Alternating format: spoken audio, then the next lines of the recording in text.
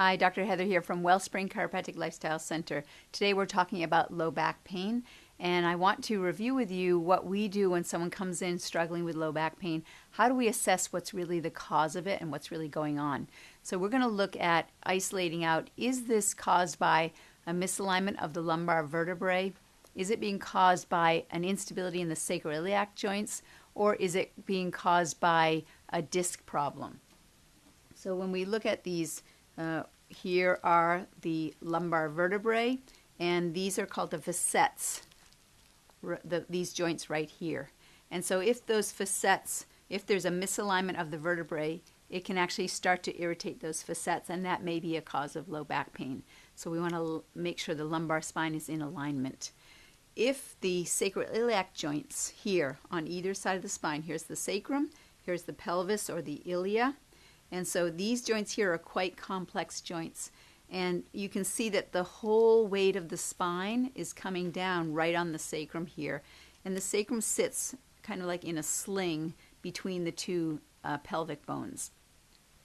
If there is any kind of a sprain in one of these sacroiliac joints, then the movement of the sacrum changes from going back and forth when you breathe and when you walk, and it starts to go from side to side because the body's trying to get the weight off of the injured joint. And when it starts to go from side to side, that rocking back and forth, that creates a lot of instability above the spine. It's kind of like an earthquake or the foundation being unstable. And so all the muscles along the spine will spasm, trying to regain some stability because the foundation is unstable. So addressing the sacroiliac is an important part if we're going to effectively address the cause of low back pain, and if it's because it's coming from the sacroiliac joints. Now also another thing that can happen is we can have a herniation of a disc or a bulging disc. And the research shows that there are fibers around the disc that will keep the material inside. And if those fibers get weakened, then that disc material can ooze out and bulge, and that can start to put pressure on nerves as well.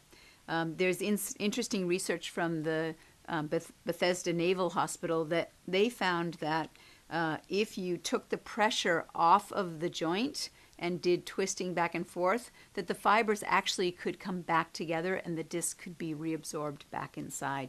So I think that's one of the reasons that we now understand of why chiropractic care can be very useful for people that are suffering with disc injuries. So that's the key, is we need to isolate what are the three possibilities of what could be causing the low back pain, and then when we address that properly, then people get good results. One of the things that I do is I will use these blocks to put underneath the spine to realign the pelvis if the sacroiliac is one of the causes of this instability. We also can use the blocks in another way to traction out the spine that can help the disc get sucked back in and stabilized. And then we use light touch along the spine to help the brain find where the misalignments are so that it can actually realign things on its own. So that's where I do my best work. Instead of doing forceful structural types of moves, I like to work at a more gentle level, and that fits a lot of the people in my practice. They enjoy that as well. So I hope that you found this useful. If you did, you can click on the link below, and we have a new patient special that you may be interested in coming in and getting checked by us, and I'd be happy to meet you then if you decide it's going to help you.